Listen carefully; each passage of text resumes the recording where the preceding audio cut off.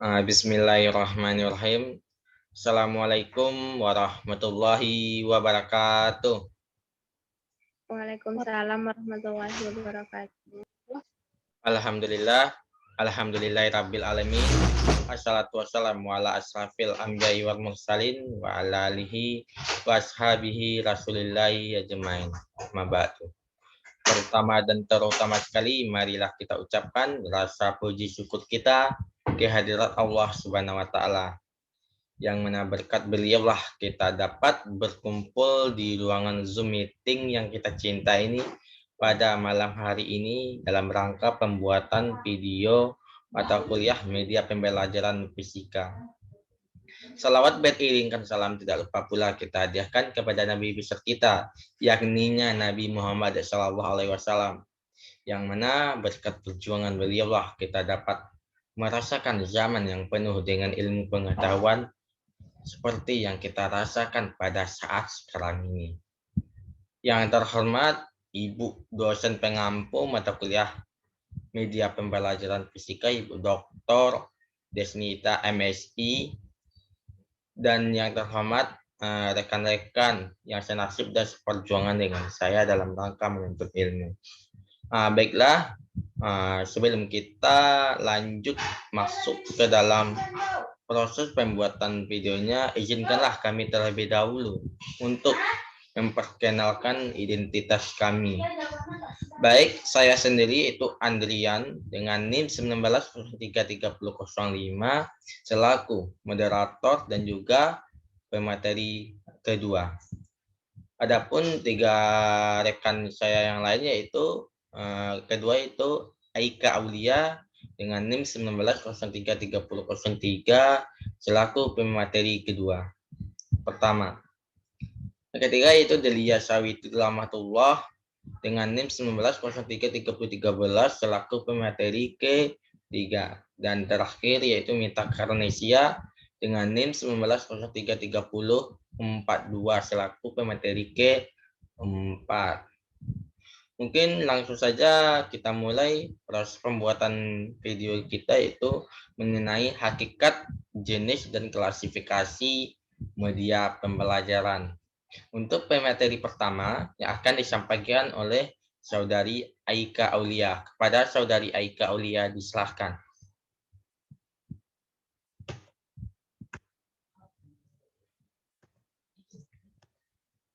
Mungkin sebelum pemateri pertama menyampaikan penjelasannya, izinkanlah saya, moderator, untuk menjelaskan latar belakang pembuatan makalah ini. Di mana pada latar belakangnya itu pemerintah sangat fokus pada pengembangan sumber daya manusia. Sumber daya manusia yang berkualitas dihasilkan melalui proses pendidikan yang berkualitas serta berhubungan erat dengan perkembangan zaman. Hal ini tentu saja berkaitan dengan standar proses pembelajaran menurut Permendikbud nomor 21 tahun 2016. Pendukung utama tercapainya sasaran pembangunan manusia Indonesia yang bermutu adalah pendidikan yang bermutu. Pendidikan yang bermutu salah satunya didukung oleh pengembangan kemampuan peserta didik untuk mengambil keputusan demi pencapaian cita-citanya. Menurut Astuti pada tahun 2017 menyatakan bahwa agar proses pendidikan itu dapat berjalan dengan baik, maka dibutuhkanlah perantara dalam menyampaikannya. Perantara itu disebut sebagai media yang akan kita bahas pada malam hari ini. Media digunakan dalam perantara atau penyalur pesan dari pengirim pesan kepada penerima pesan. Dalam pembelajaran, media sangat diperlukan agar proses belajar lebih efektif dan efisien. Terutama pada abad 21 ini dibutuhkanlah media pembelajaran yang berbasis teknologi. Materi dapat diterima dengan baik tergantung kepada pokok utamanya, yaitu media yang digunakan sesuai dengan kebutuhannya. Media pembelajaran sangat perlu dibutuhkan dalam proses pembelajaran, terutama dalam pembelajaran fisika yang akan kita bahas pada hari ini. Berdasarkan hal ini, pelaksana pembelajaran fisika dituntut untuk memanfaatkan fasilitas teknologi secara optimal. Pada hakikatnya, media pembelajaran memiliki jenis-jenis berdasarkan kriterianya masing-masing.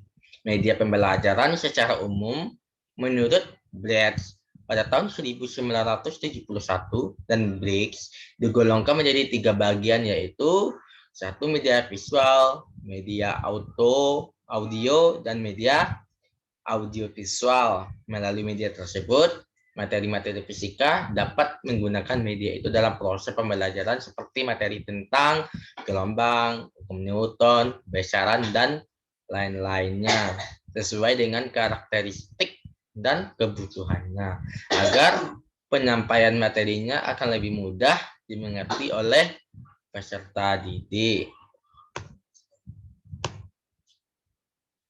Lanjut, izinkanlah saya di sini untuk menyampaikan rumusan masalah. Mungkin untuk rumusan masalahnya ada 5. Yang pertama yaitu bagaimana hakikat media dalam pembelajaran. Yang kedua yaitu apa tujuan dan fungsi dari media pembelajaran itu. Yang ketiga yaitu bagaimana jenis-jenis dan klasifikasi dari media pembelajaran. Yang keempat, apa manfaat dari media pembelajaran. Dan yang kelima yaitu bagaimana keterbatasan media pembelajaran.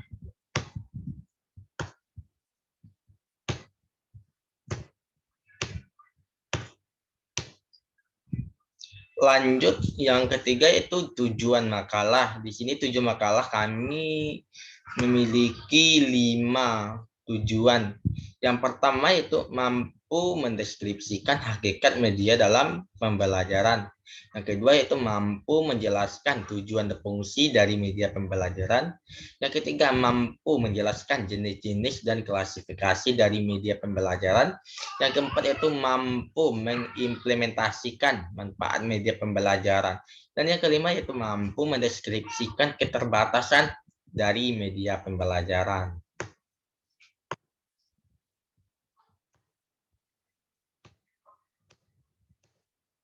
Lanjut ke bagian keempat yaitu manfaat makalah.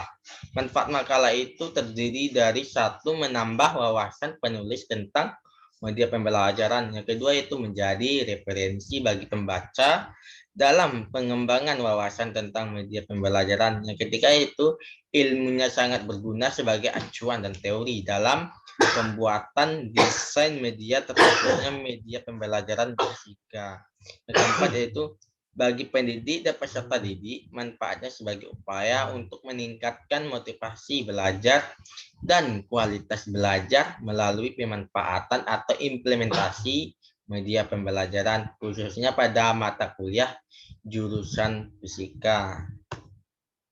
Mungkin itu bab 1 yang sedikit saya jelaskan. Mungkin lanjut kepada pembahasan. Pembahasan ini terbagi atas 5 nantinya.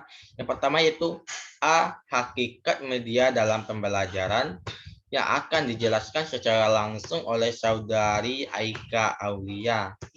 Kepada Saudari Aika Aulia, disilahkan.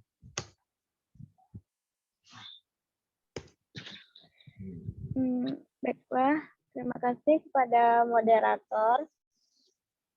Saya akan menjelaskan materi tentang hakikat media dalam pembelajaran. Kata media berasal dari bahasa Latin yang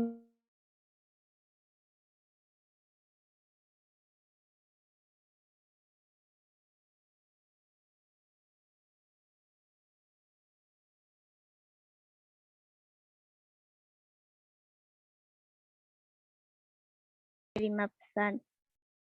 Artinya, media menurut KBBI adalah alat atau perantara. Dalam hal pendidikan, maka dapat diartikan sebagai alat yang digunakan dalam proses pengajaran atau pembelajaran. Arif Sudirman 1996 mengemukakan bahwa arti media adalah perantara atau pengantar pesan dari pengirim ke penerima pesan. Oleh karena itu, media dapat diartikan sebagai perantara atau pengantar pesan yang diperuntukkan kepada penerima pesan. Pengertian media juga terdapat beberapa menurut para ahli. Yang pertama menurut Shahram 1982,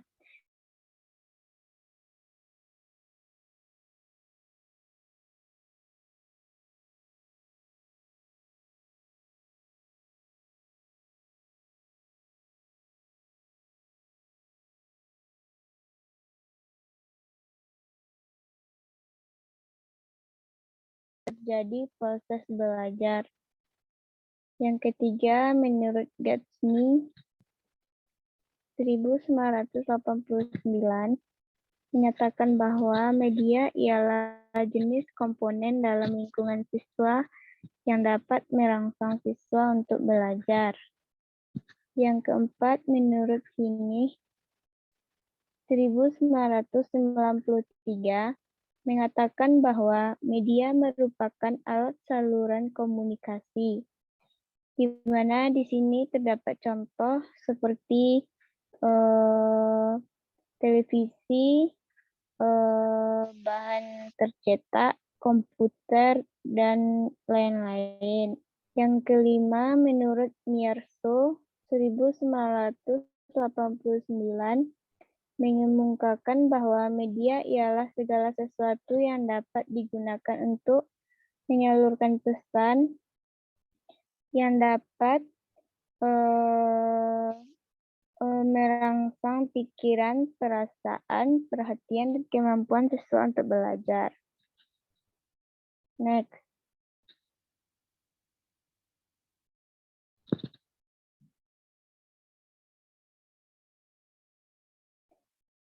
Menurut Rohani 2019, media pembelajaran adalah segala sesuatu yang dapat menyalurkan pesan berupa materi pembelajaran, dapat merangsang pikiran, perasaan, dan kemauan peserta didik, sehingga dapat mendorong terciptanya proses belajar pada diri peserta didik.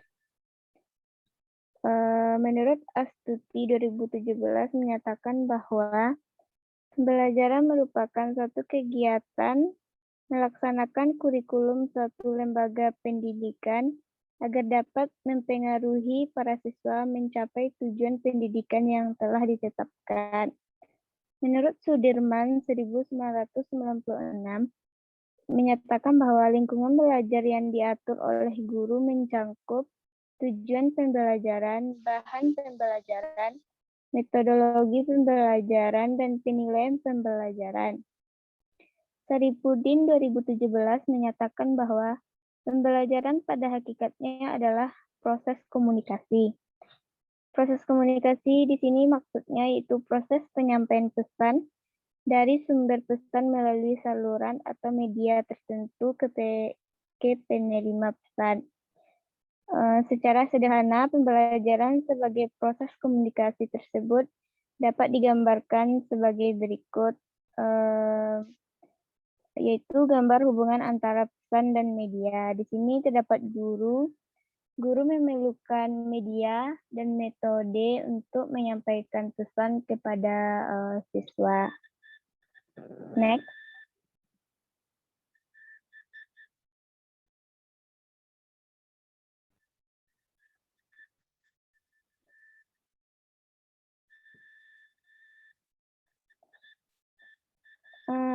Peran media dalam pembelajaran sangatlah penting bagi peserta didik dalam memperoleh ilmu. Menurut Hamalik 1912, pembelajaran merupakan sistem yang terdiri dari berbagai komponen, yaitu komponen tujuan, komponen materi atau bahan, komponen strategi, komponen alat dan media, serta komponen evaluasi. Selanjutnya, menurut Yusuf Hadi Mierso 1984, penggunaan media dalam pembelajaran dapat membantu anak-anak untuk belajar berinteraksi secara individual dan berkelompok. Menurut Panen 2005 menyatakan bahwa media merupakan suatu sistem dalam pelajaran itu sendiri. Menurut Rohani 2019, kedudukan media pembelajaran terdiri dari 7 diantaranya. Yang pertama, kedudukan media pembelajaran berdasarkan karakteristiknya. Setiap media memiliki karakteristik yang menampilkan fungsi tertentu dalam menunjang keberhasilan proses belajar peserta didik. Yang kedua, kedudukan media pembelajaran di dunia pendidikan. Yang keempat, kedudukan media pembelajaran dalam proses belajar mengajar. Yang kelima, kedudukan media pembelajaran dalam teknologi pembelajaran. Yang keenam, kedudukan media untuk mengundang partisipasi aktif siswa. Yang ketujuh, kedudukan media pada tahap tindak lanjut. Baiklah, hanya itu yang dapat saya sampaikan. Saya kembalikan kepada moderator.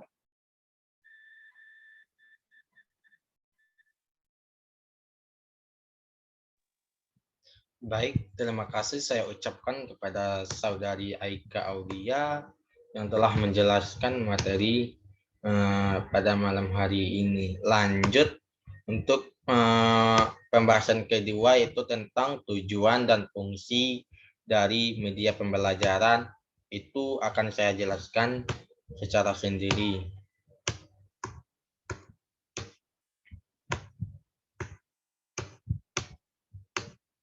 Oke, di sini satu yaitu tujuan dari media pembelajaran. Menurut Aksin pada tahun 1986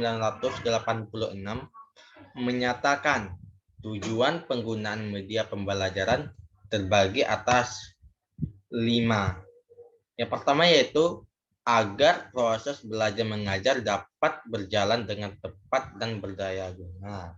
Jadi tujuannya itu bertujuan kepada agar dalam proses belajar itu berjalan dengan tepat dan berdaya guna, sehingga proses pembelajaran mengajar itu tepat sasaran pada peserta didik. Yang kedua itu mempermudah bagi pendidik menyampaikan informasi materi kepada peserta didik. Mempermudah bagi pendidik itu yaitu memudahkan seorang guru untuk menjelaskan materi-materi yang berkaitan dengan fisika misalnya kepada peserta didik atau murid yang kita ajar. Yang ketiga itu mempermudah bagi peserta didik memahami materi yang telah disampaikan. Di sini maksudnya peserta didik atau murid yang telah kita ajarkan tersebut memahami materi yang telah atau materi yang seorang guru sampaikan kepada mereka. Yang keempat itu mendorong keinginan peserta didik untuk mendalami materi yang disampaikan. Maksudnya itu ada rasa ingin tahu yang lebih dari si murid untuk mendalami materi misalnya materi fisika yang telah dijelaskan oleh seorang guru tersebut, misal pada dinamika gitu kan, dinamika di sana ada hukum-hukum Newton. Nanti seorang guru pasti tidak terlalu banyak kan menjelaskan materi-materi tersebut. Nah, dari media itu mungkin si murid atau peserta didik itu ada rasa ingin tahunya gitu, sehingga dia ada rasa ingin tahunya untuk mendalami materi tersebut. Yang kelima itu menghindarkan salah pengertian atau kesalahpahaman. Itu menurut Aksin pada tahun 1986.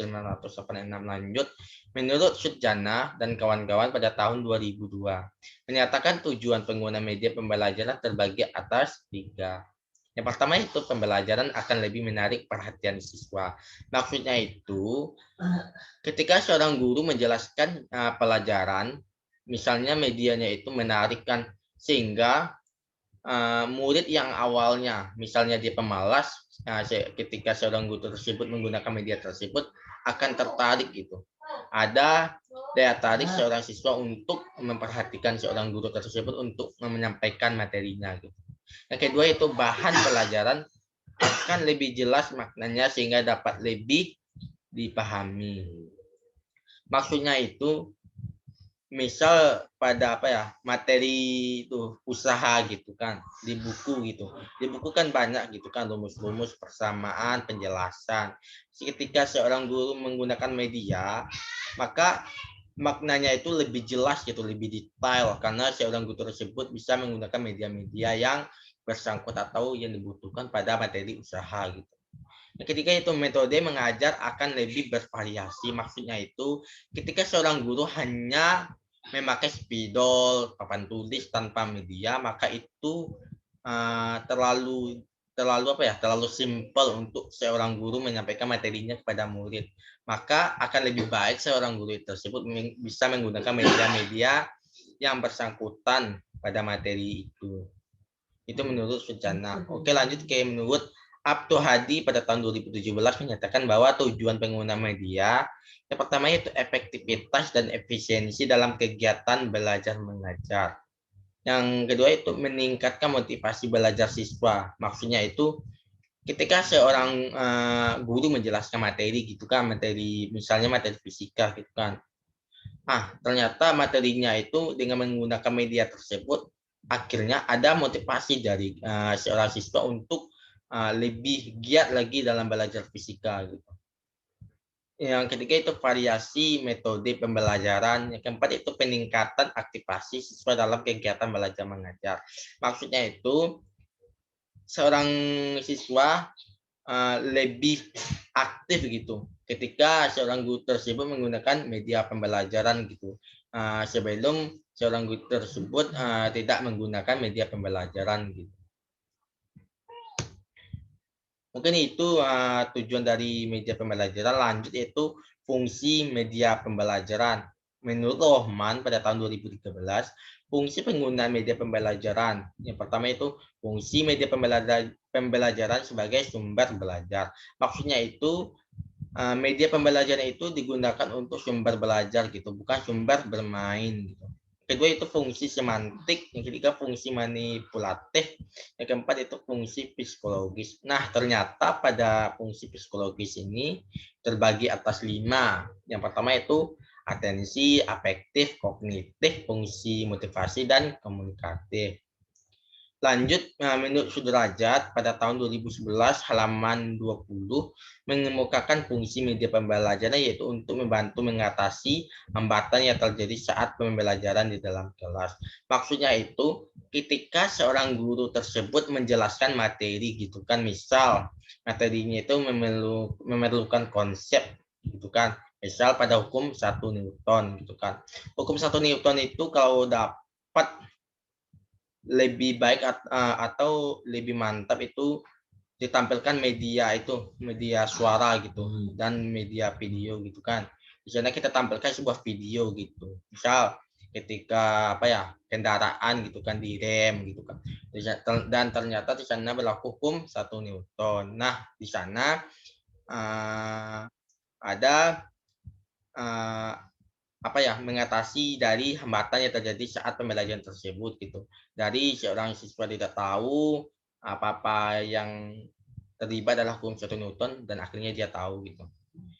Lanjut menurut Malik pada tahun 2002 pada halaman 15 mengemukakan pemakaian media pengajaran dalam proses belajar mengajar dapat membangkitkan keinginan dan minat yang baru, membangkitkan motivasi dan rangsangan kegiatan belajar dan membawa pengaruh-pengaruh psikologis terhadap siswa.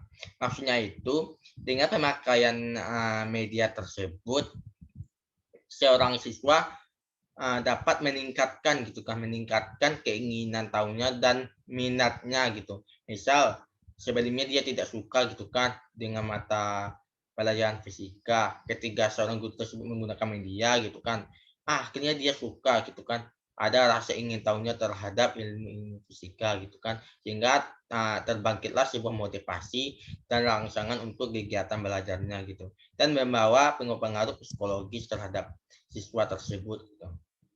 Lanjut menurut Derek Rountree pada tahun 1997 pada halaman 7 sampai 8 menyatakan fungsi media pembelajaran ialah untuk meningkatkan keinginan dan memberikan rangsangan kepada siswa untuk belajar. Ini sama dengan Hamalik, hampir sama fungsinya gitu. Lanjut, Camp dan Dayton pada tahun 2002 pada halaman 20 sampai 21 menyatakan fungsi media pengajaran dapat memberikan motivasi dan merangsang siswa untuk belajar, memberikan informasi, memberikan instruksi untuk menarik siswa agar bertindak dalam suatu aktivitas. Nah, fungsi ini juga hampir sama dengan Derek Hamalik gitu kan. Di sana fungsi media itu dapat memberikan motivasi kepada siswa gitu kan untuk merangsang siswa itu lebih giat lagi dalam belajar gitu. Nah, ternyata pada media pembelajaran ini bukan hanya untuk sebagai sumber belajar, ternyata dia sebagai informasi gitu.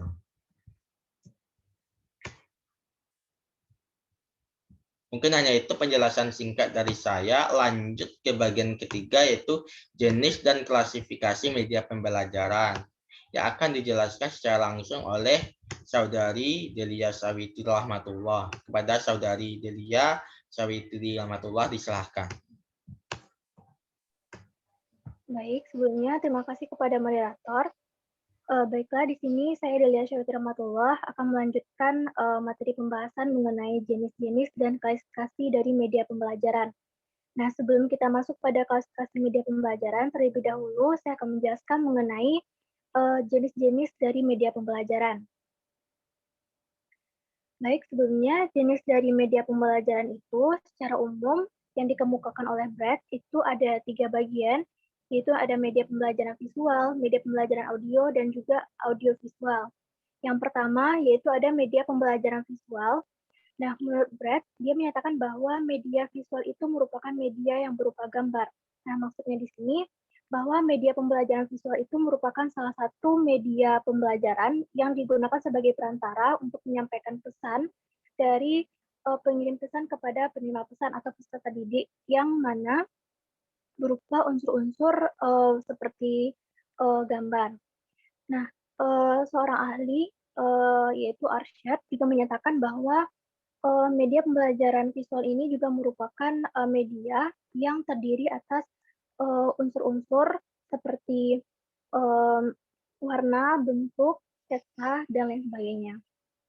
Nah, di sini ada beberapa contoh materi yang dapat kami contohkan, yang mana bisa digunakan media pembelajaran visual. Itu ada materi fisika tentang cahaya, cermin, dan lensa yang berbasis Adobe Flash.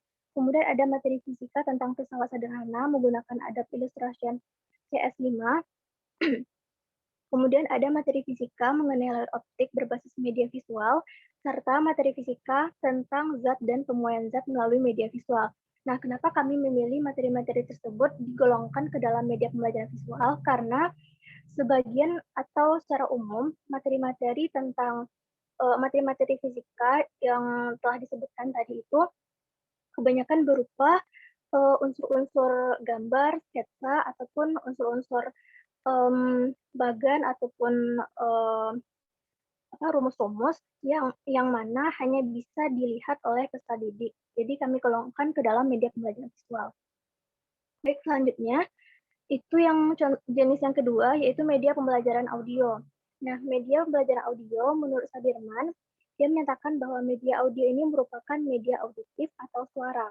Nah, maksudnya di sini artinya adalah salah satu media pembelajaran yang digunakan sebagai perantara pesan, yang mana isi pesannya itu berupa suara. Nah, di sini seorang ahli juga menambahkan, yaitu Brad juga menambahkan bahwa media audio ini juga merupakan media yang mana penyampaian pesannya itu hanya diterima oleh peserta didik dengan indera pendengarannya saja. Kemudian ada beberapa contoh materi fisika yang dapat menggunakan media pembelajaran audio. Itu ada materi fisika tentang pemanasan global dan efek rumah kaca yang berbasis audio digital. Kemudian ada materi fisika tentang teknologi digital berbasis Adobe Audition CS5. Nah, itu kami golongkan ke dalam materi audio karena menurut kami materi-materi mengenai pembelajaran fisika yang telah disebutkan tadi itu kebanyakan mengenai peristiwa-peristiwa ataupun penjelasan-penjelasan yang bisa dijelaskan melalui media pembelajaran audio atau suara. yang mana nantinya itu akan diberikan kepada peserta didik berupa media suaranya itu dalam bentuk MP3, MAV, dan unsur-unsur media suara lainnya. Next.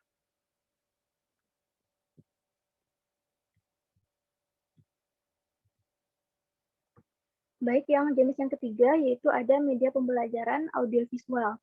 Nah, media pembelajaran audiovisual menurut Brett menyatakan bahwa media audiovisual ini merupakan media yang berupa suara dan gambar.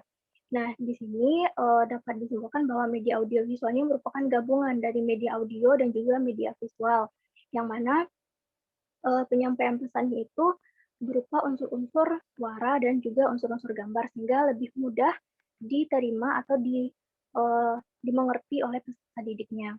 Nah, di sini ada beberapa contoh materi fisika yang menggunakan media pembelajaran audiovisual.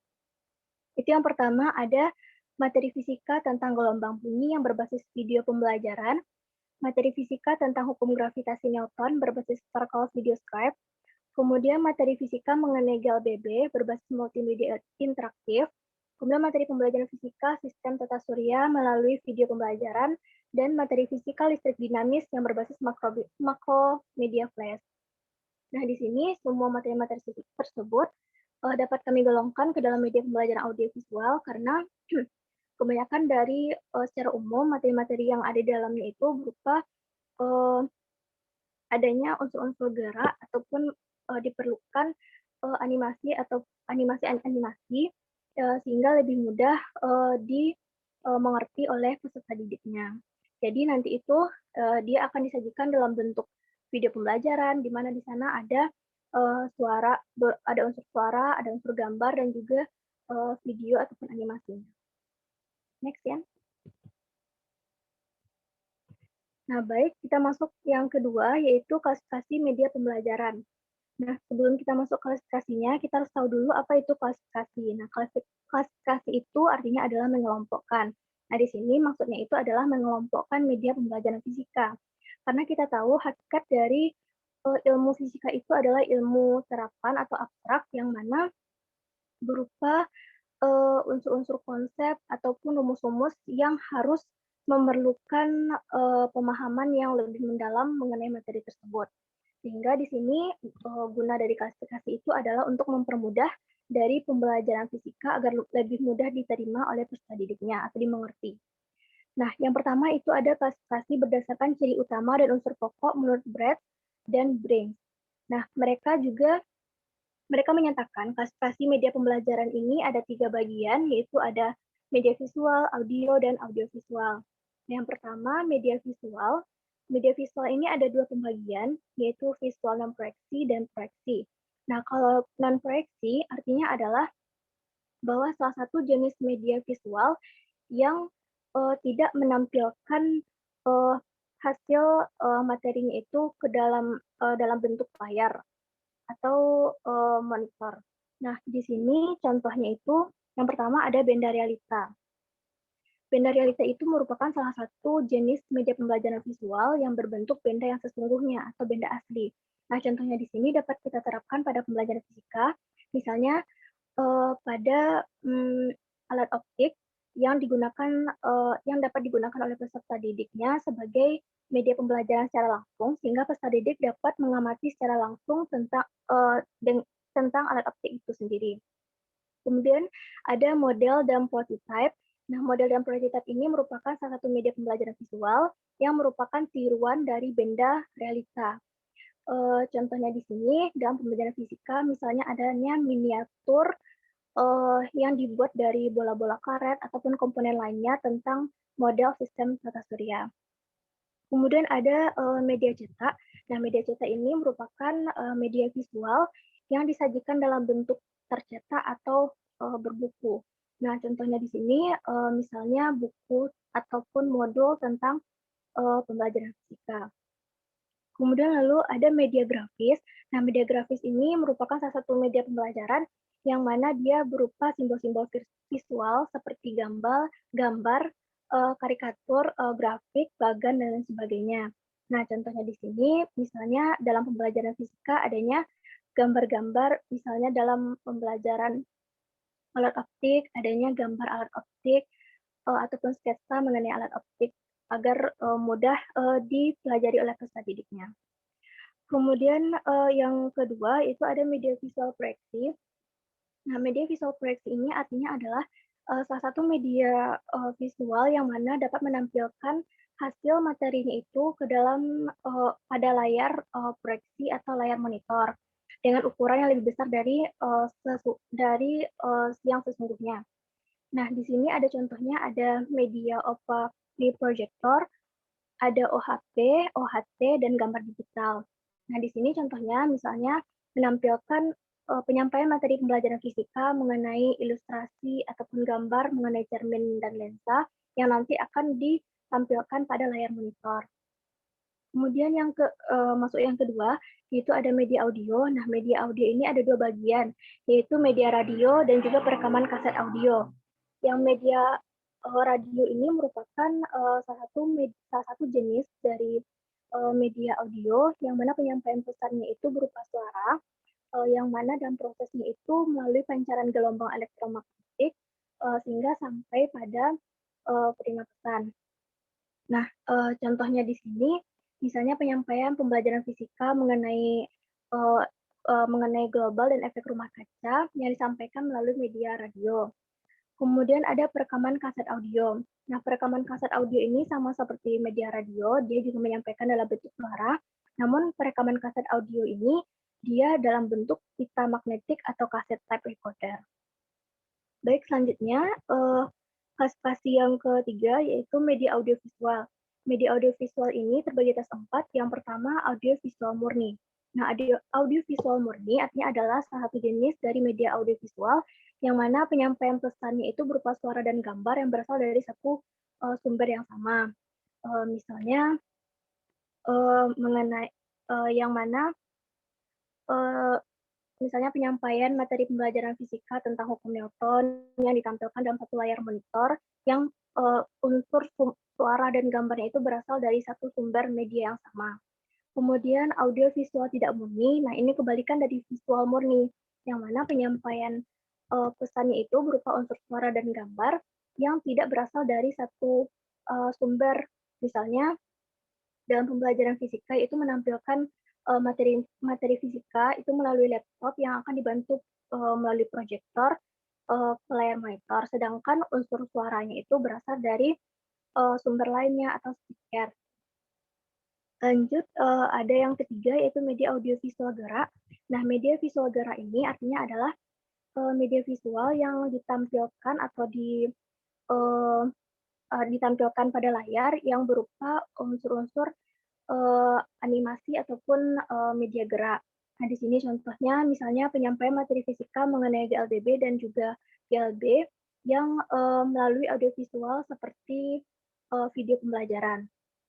Kemudian ada media audio visual diam. Nah, ini kebalikan dari visual gerak, yang mana penyampaian pesannya itu tidak terdapat gambar-gambar ataupun video yang bergerak, hanya terdapat slide-slide gambar saja. Next.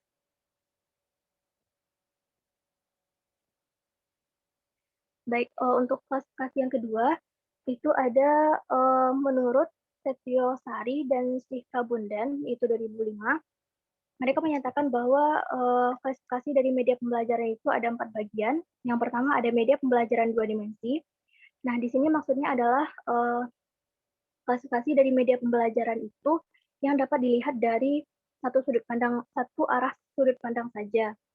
Contohnya seperti gambar, peta, bagan, dan lain sebagainya. Nah, di sini dapat kita contohkan media pembelajaran fisika berupa gambar ataupun ilustrasi tentang alat optik. Kemudian yang kedua ada media pembelajaran 3 dimensi. Nah, pembelajaran 3 dimensi ini merupakan media pembelajaran yang mana menampilkan materi-materinya itu dapat dilihat dari segala arah pandang. Nah, contohnya di sini dapat kita lihat pada materi pembelajaran fisika, yaitu adanya miniatur mengenai sistem tata surya. Lalu yang ketiga yaitu ada media pandang diam.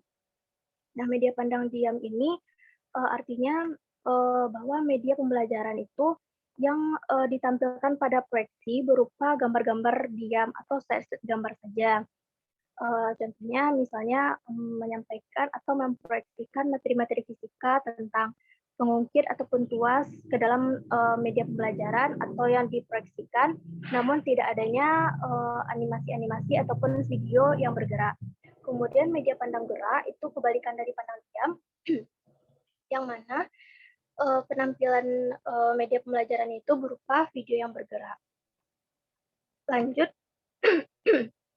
untuk klasifikasi yang ketiga, itu ada klasifikasi media pembelajaran berdasarkan tipenya. Menurut Garlat, yang mana itu ada real object dan model. Nah, real object itu sama dengan media benda sesungguhnya, bahwa dia itu merupakan media pembelajaran yang berupa benda sesungguhnya, atau benda yang dapat dilihat secara langsung. Kemudian ada printed verbal, yaitu media pembelajaran yang berupa media-media cetak atau berupa kata printed verbal ini merupakan presentasi verbal tercetak yang berupa kata-kata yang diproyeksikan ke dalam slide-slide.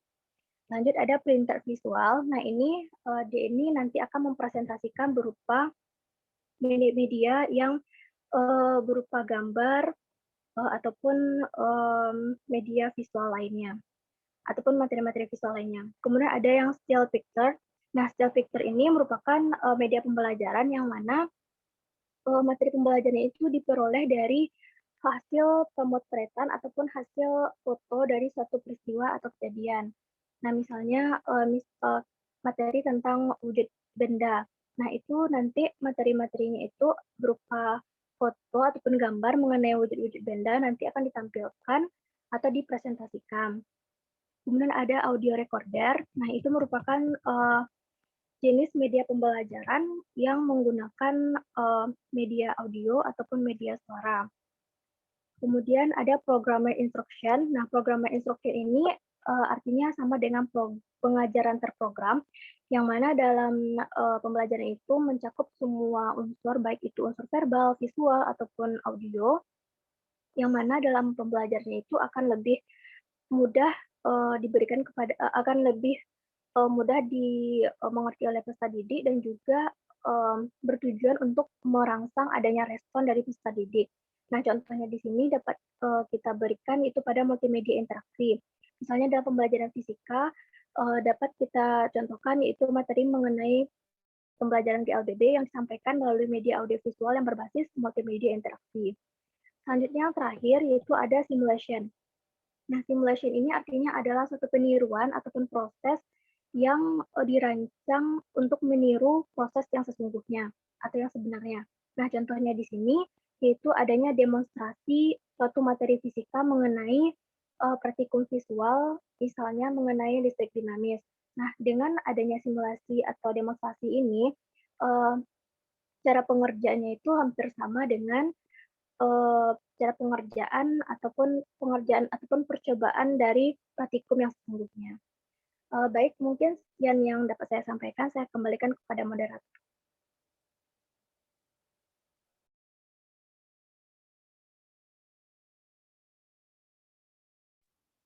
Baik, terima kasih saya ucapkan kepada Saudari Delia yang telah menjelaskan materi ketiga. Baik, di sini kita lanjut ke materi keempat, di mana materi keempat ini akan dijelaskan secara langsung oleh Saudari Mita Karnesia. Kepada Saudari Mita, disilahkan. Baik, terima kasih pada moderator. Di sini saya akan menjelaskan mengenai manfaat media pembelajaran. Menurut Hamalik yang mengemukakan bahwa pemakaian media pembelajaran yaitu membangkitkan keinginan dan minat yang baru, membangkitkan motivasi dan rangsangan kegiatan siswa, serta memperlancar interaksi antara guru dengan siswa. Sedangkan menurut Camp dan Dayton di tahun 1985, menyatakan terdapat 8 manfaat media dalam pembelajaran. Yang pertama itu penyampaian materi pembelajaran dapat diseragamkan. Contohnya pada beberapa materi fisika, yakni seperti pada perubahan zat serta sistem tata surya, dapat menggunakan media visual, di mana penggunaan media ini dapat diseragamkan dikarenakan memiliki media yang sama, yakni media visual yang difungsikan dalam pembelajarannya. Manfaatnya kedua yaitu proses pembelajaran menjadi lebih jelas dan menarik. Contohnya pada penggunaan berbasis Sparkle Video Scribe yang menggunakan bentuk komponen media berupa video yang lengkap dengan penjelasan yang disertai gambar, teks, dan suara.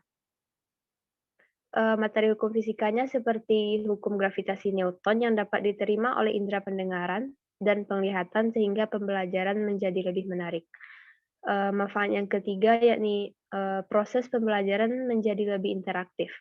Contohnya pada penggunaan berbasis multimedia interaktif ini menggabungkan elemen teks, grafik, audio, animasi, dan video.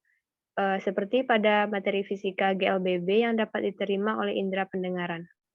Manfaat yang keempat yaitu efisiensi dalam waktu dan tenaga.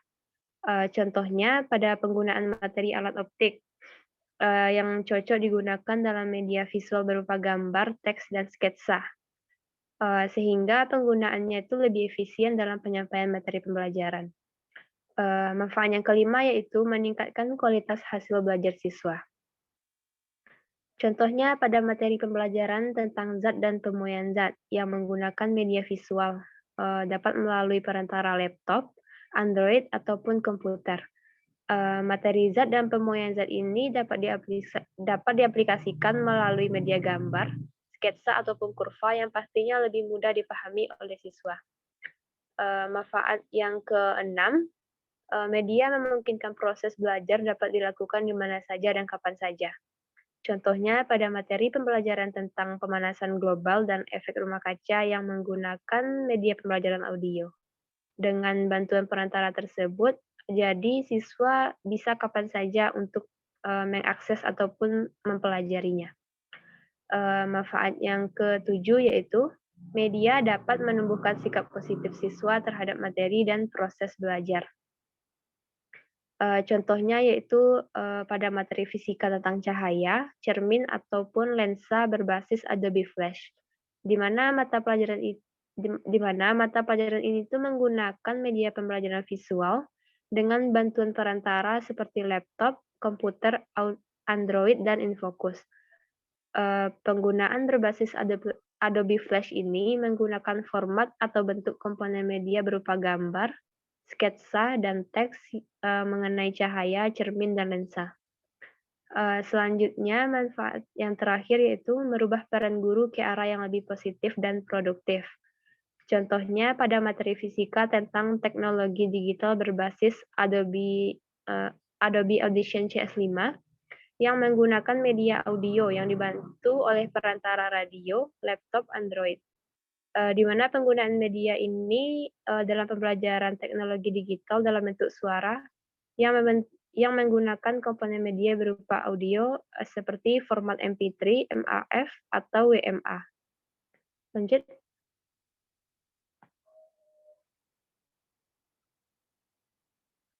Lanjut, moderator. Selanjutnya, menurut Azhar Arsyad di tahun 2007, mengemukakan bahwa manfaat media pembelajaran ialah dapat memperjelas penyajian pesan dan informasi, meningkatkan dan mengarahkan perhatian peserta didik, dan interaksi langsung antara siswa dan lingkungannya. Selanjutnya, menurut Arif Sadirman, di tahun 1993 yang menguraikan beberapa manfaat media dalam pembelajaran. Yang pertama, memperjelas penyajian pesan agar tidak terlalu bersifat verbalistik atau dalam bentuk kata-kata tertulis atau lisan belaka. Yang kedua, mengatasi keterbatasan ruang, waktu, dan daya indera. Misalnya, objek yang terlalu besar bisa digantikan oleh realita, gambar, film, atau model. Ataupun objek yang terlalu kecil bisa dibantu oleh proyektor mikro, film bingkai, film, ataupun gambar. Yang ketiga, penggunaan media pembelajaran secara tepat dan bervariasi berguna untuk yang pertama itu menimbulkan kegairahan belajar, memungkinkan belajar interaksi langsung antara murid dengan guru, serta memungkinkan anak didik belajar sendiri menurut kemampuan dan minatnya. Lanjut, moderator.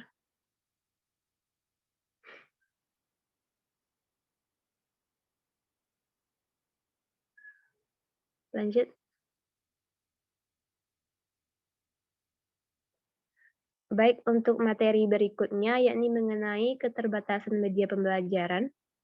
Menurut Wati di tahun 2016 ada beberapa masalah atau keterbatasan dalam media pembelajaran. Di antaranya, yang pertama, proses pembelajaran yang terjadi selama ini masih cenderung satu arah.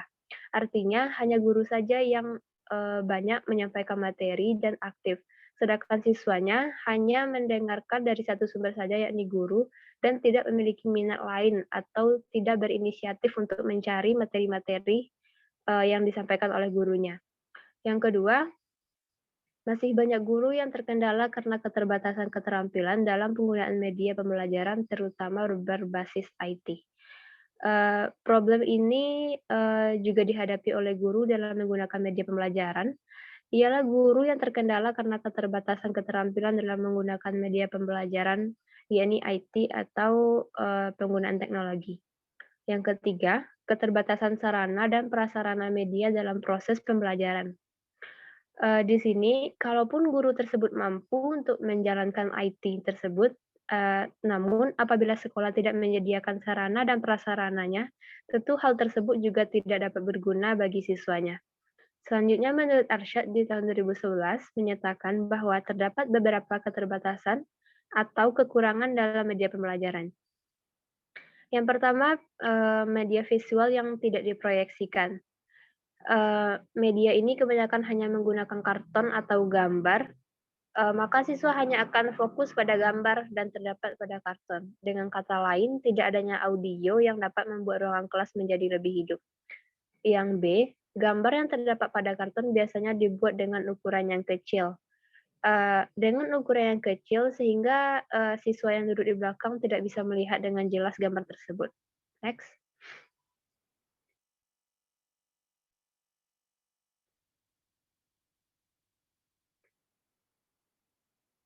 Lanjut, moderator.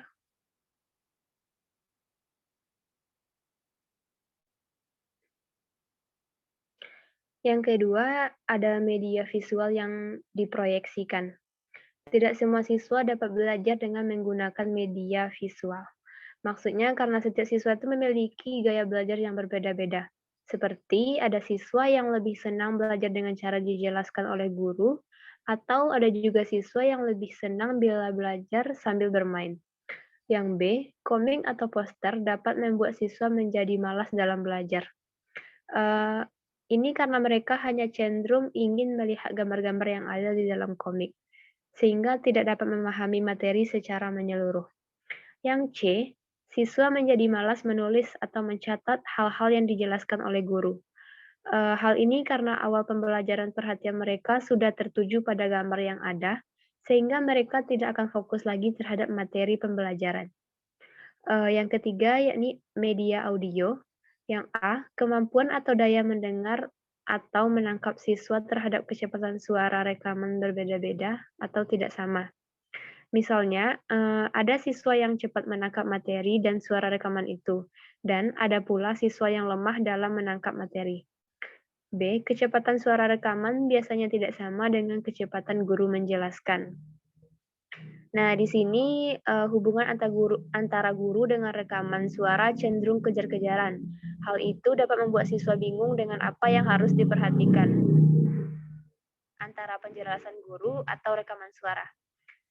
Yang C, suara rekaman biasanya tidak terdengar dengan jelas oleh siswa yang duduk di belakang. Sehingga untuk mengantisipasi hal tersebut digunakan pengeras suara atau speaker. Yang keempat, media visual dinamis. Yang A, waktu yang diperlukan cukup banyak. Yang B, susah mencari materi yang akan disampaikan dengan menggunakan media ini. Yang kelima, media cetak. Media cetak hanya dapat berupa tulisan sehingga kurang menarik bagi siswa. Kebanyakan siswa lebih menyukai media pembelajaran yang banyak menggunakan gambar-gambar. B, pembelajarannya cenderung monoton karena hanya terpaku pada buku-buku yang ada. Baik, sekian penyampaian materi dari saya mengenai manfaat dan keterbatasan media pembelajaran. Selanjutnya saya kembalikan pada moderator. Baiklah, terima kasih saya ucapkan kepada saudari Mita yang telah menjelaskan materi terakhirnya. Oke, kita lanjut ke bagian terakhir yaitu bagian penutup. Di mana bagi penutup itu ada yaitu kesimpulan, di mana kesimpulannya itu akan saya bacakan secara sendiri. Di mana kesimpulannya yaitu media pembelajaran ialah segala sesuatu yang dapat menyalurkan pesan berupa materi pembelajaran, dapat merangsang pikiran, perasaan, dan kemauan peserta didik, sehingga dapat mendorong terciptanya proses pelajaran pada diri peserta didik. Dengan media pembelajaran, peserta didik akan lebih tertarik untuk mengikuti kegiatan pembelajaran dan lebih mudah dipahami. Media pembelajaran bertujuan agar proses belajar mengajar dapat berjalan secara optimal, efektif, dan efisien. Jenis media pembelajaran yaitu media visual, media audio, dan media audiovisual. Setiap jenis media diklasifikasikan berdasarkan karakteristiknya masing-masing, yaitu berdasarkan ciri pokok atau unsur utamanya.